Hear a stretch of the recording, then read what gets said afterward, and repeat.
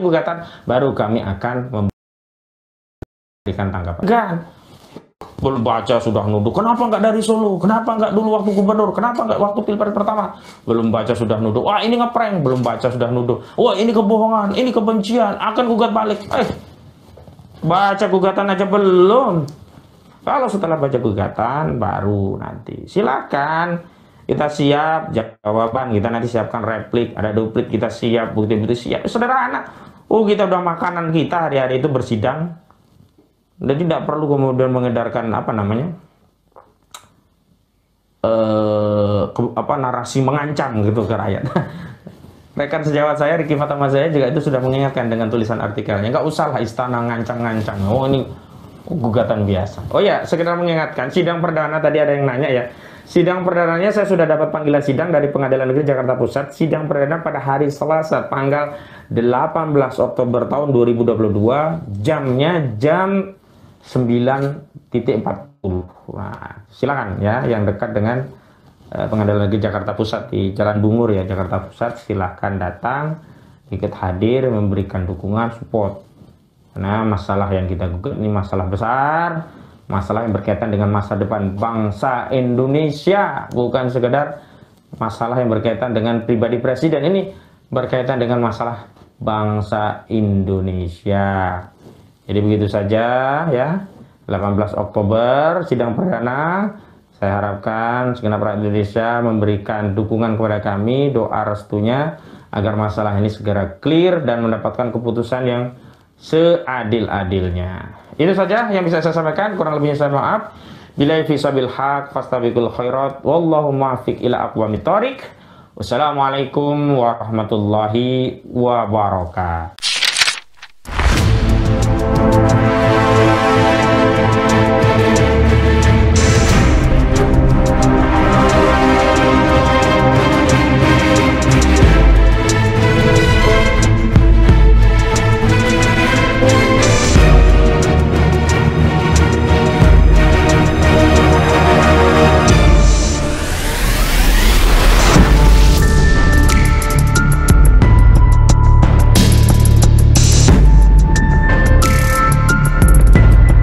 Sekian saja, sekarang saya persilakan kepada Bapak Bambang Trimulyono untuk menyampaikan pandangannya. Silakan Pak. Bismillahirrahmanirrahim. Assalamualaikum warahmatullahi wabarakatuh. Waalaikumsalam warahmatullahi wabarakatuh. Alhamdulillah, syukurillah, wala hawla wala quwata illa billah. Allahumma sholli ala sayyidina Muhammad wa ala ali sayyidina Muhammad.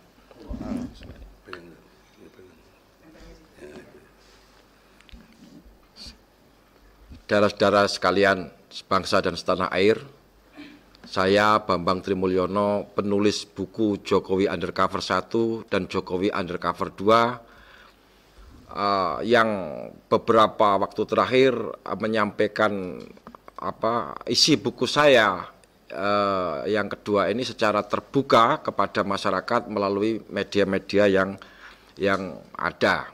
Gitu.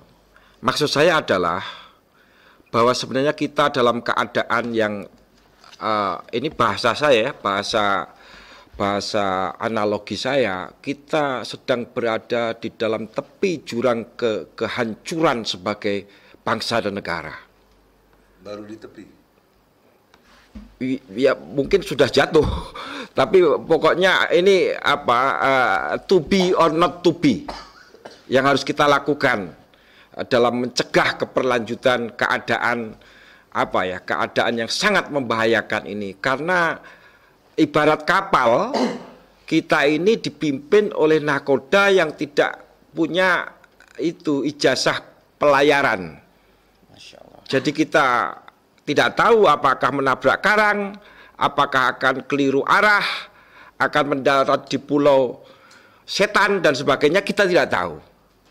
Menurut saya ini perlu saya sampaikan. Jadi secara hukum saya tahu ya bahwa pengadilan yang berlaku adalah asas sebaliknya, presumption of innocent. Yaitu artinya dia boleh menyampaikan pembelaan sebelum gitu loh. Adapun saya sebagai penggugat ini bukan untuk kepentingan saya sendiri.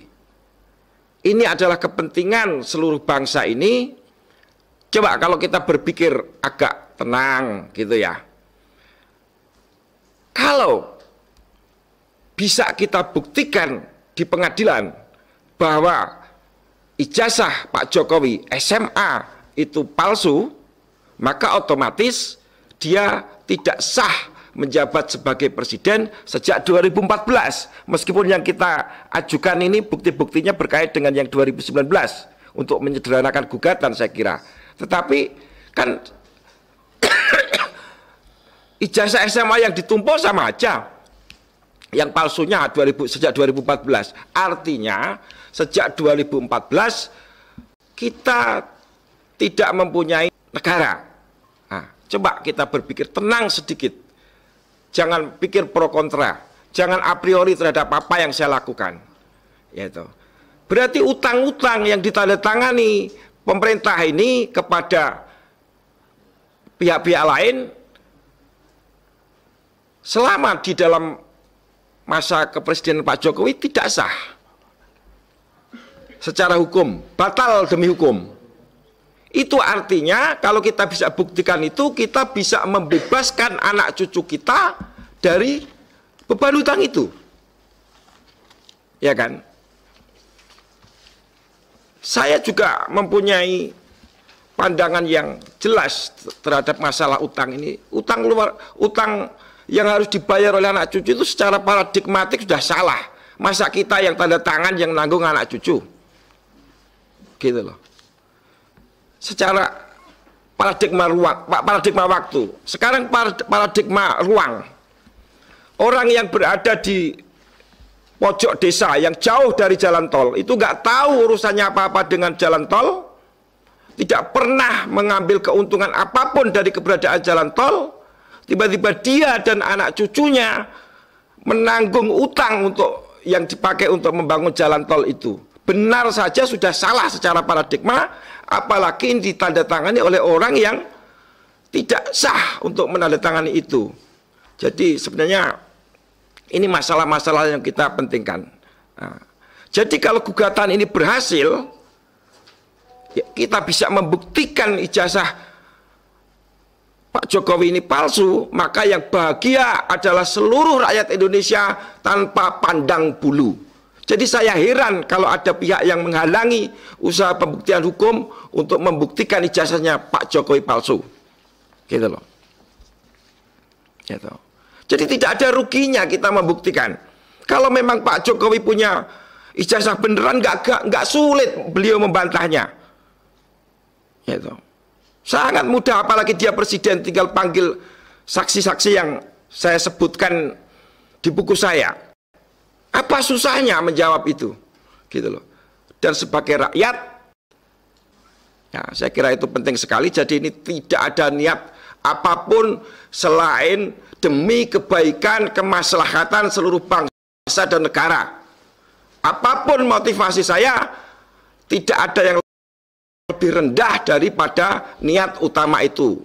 Kalau membuktikan secara hukum, dan saya yakin bisa, seluruh pengacara saya ini bisa membuktikan bahwa ijazahnya Pak Jokowi SMA itu palsu atau dibuat dan dipakai secara melawan hukum.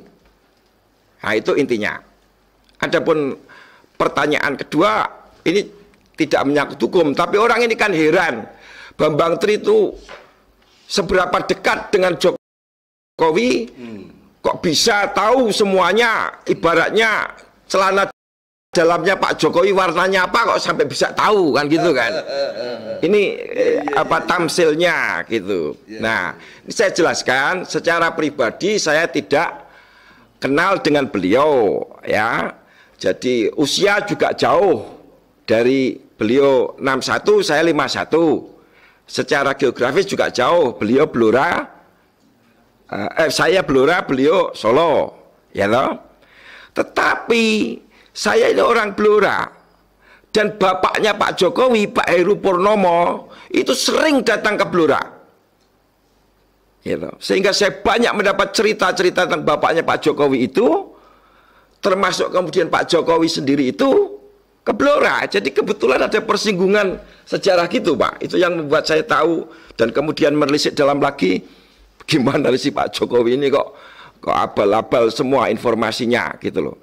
Yang paling abal-abal saya sebutkan, misalnya ada orang tua sudah pikun, Pak Kasmujo diseret-seret ke atas panggung, inilah dosen pembimbing skripsi saya galak beliau, dulu galak sekali, saya ajukan dibentak, balik gini, galak sekali.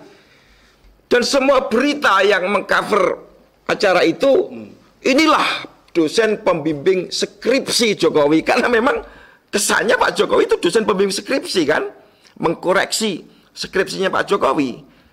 Nah, dalam buku saya ini saya sajikan data di mana Pak Kasmujo melalui konferensi pers mencabut atau menolak omongan Pak Jokowi itu resmi, tertulis, terdokumentasi, saya bukan pembimbing skripsi Jokowi. Kan selesai, berarti Pak Jokowi bohong. Itu UGM ya? UGM. Ya, ini sekedar ilustrasi sebenarnya. Sebenarnya kalau UGM ini nggak masalah, palsu juga nggak masalah. Yang tercantum di undang-undang Kita fokus ke Pak Jokowinya saja. Pilpres itu SMA. Nah, makanya saya fokus ke SMA itu, seluruh saksi-saksi sudah saya temui, dan memang ini kalau saya ditanya kok bisa tahu semuanya, ini memang ada campur tangan Tuhan Pak. Masya Allah. Gitu. Satu hal saja, bagaimana saya bisa mendapatkan nomor orang-orang yang harus saya temui itu komplit dan aktif. Saya sendiri masih bingung bagaimana cerita awalnya saya dapat nomor-nomor itu, gitu loh. Ya memang komplit, namanya dokumen cemplon, gitu. Jadi saya punya nomornya Joko Wahyudi segala macam itu, sehingga saya bisa melakukan recheck sebagai wartawan, gitu. Tadi mengenai kedekatan, walaupun saya belum tahu bahwa Pak Jokowi itu kemudian akan nyalon wali kota, gitu, akan nyalon gubernur, kemudian nyalon gubernur tahun 99, gitu, ada orang yang menyebut nama Pak Jokowi itu, ya maksudnya tentu tidak ada kaitannya dengan ini, tapi bagian dari cerita yang saya dengar, yaitu Uskup Puja Sumarta dari Semarang, yang kebetulan saya akrab dengan dia karena saya dikenalkan oleh Pak Jaya Suprana pada beliau, gitu. Sebagai wartawan saya dikenalkan itu ada uskup yang progresif, gitu loh. Artinya apa? Mau mengembangkan toleransi, gitu-gitu loh. Pokoknya kebersamaan sebagai bangsa, apapun latar belakang agamanya, gitu, gitulah. Pluralitas ya, apa yang dikampanyekan beliau. Nah di situ saya mendengar keterangan beliau bahwa Pak Jokowi ini Katolik. Beliau sebutkan nama baptisnya Hermanus. Itu kan kemudian ketika ada persoalan dengan Pak Jokowi kan segar kembali ke memori saya.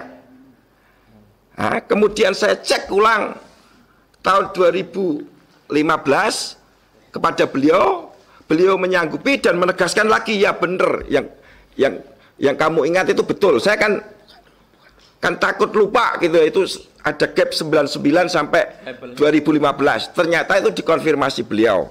Cuma ketika saya minta untuk apa melihat data-datanya gitu, beliau menyanggupi, tapi Tuhan berkehendak lain, beliau wafat tahun 2015 di Rumah Sakit Bethesda Yogyakarta.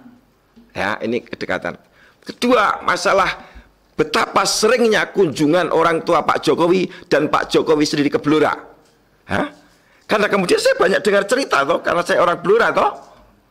Ya, ini kedekatan psikologis Pak Egi. Kedekatan apa gitu ya, bukan kedekatan fisik. Tapi sempat bersama nggak sama Jokowi?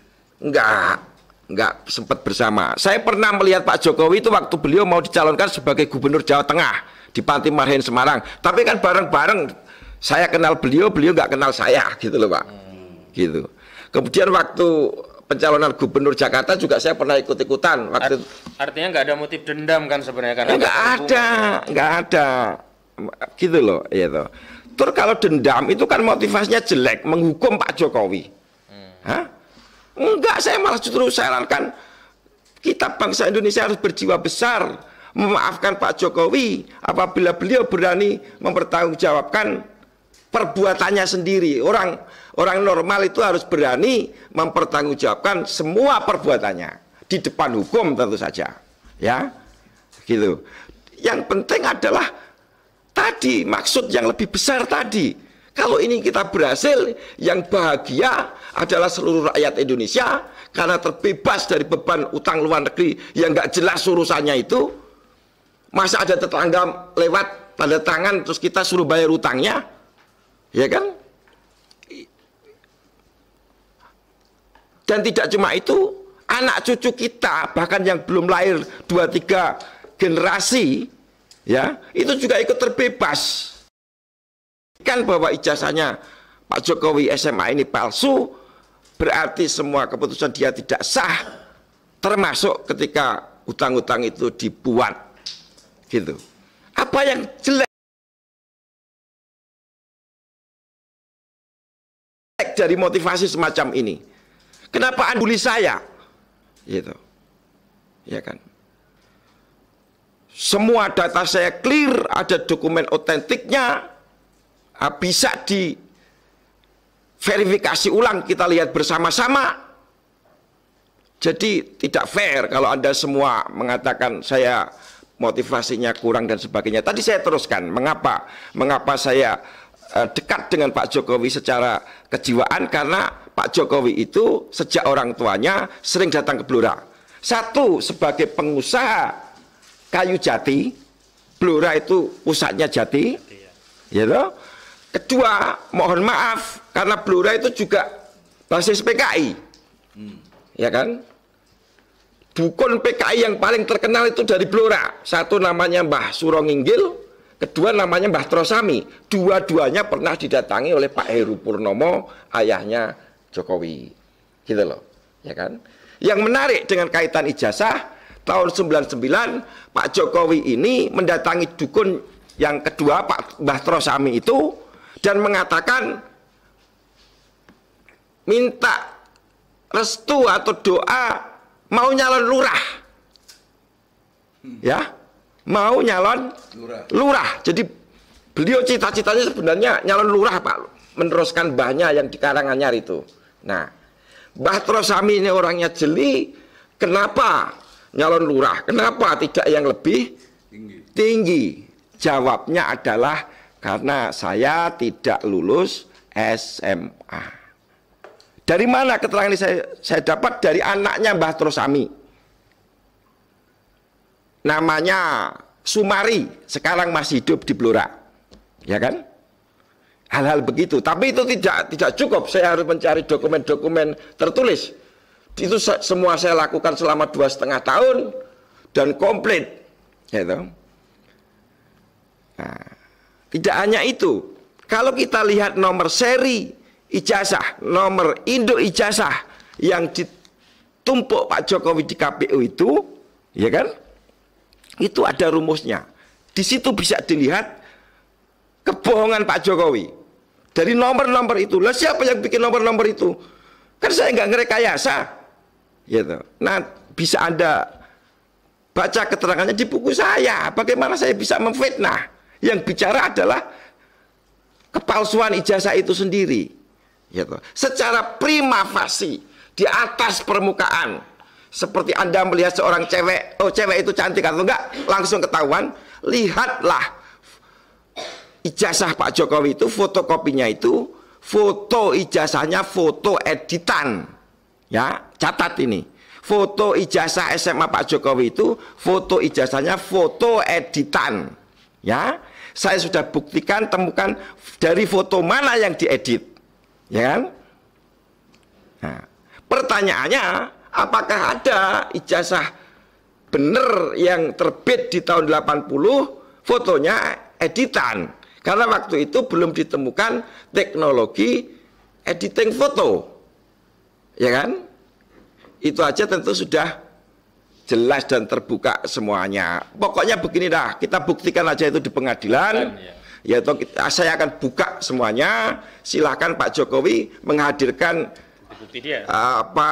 Bukti-bukti dia untuk apa membantah saya gitu. Tetapi ingat, kalau kita ini berhasil, yang bahagia seluruh rakyat Indonesia karena minimal terbebani beban utangnya, gitu, termasuk anak cucu kita, nanti tentu saja para ahli hukum dan para ahli pemerintahan yang akan mendalilkannya. Tapi saya punya pandangan, saya yakin itu akhirnya akan berujung juga ke situ kalau kita perjuangkan dengan sungguh-sungguh, gitu Pak Agi.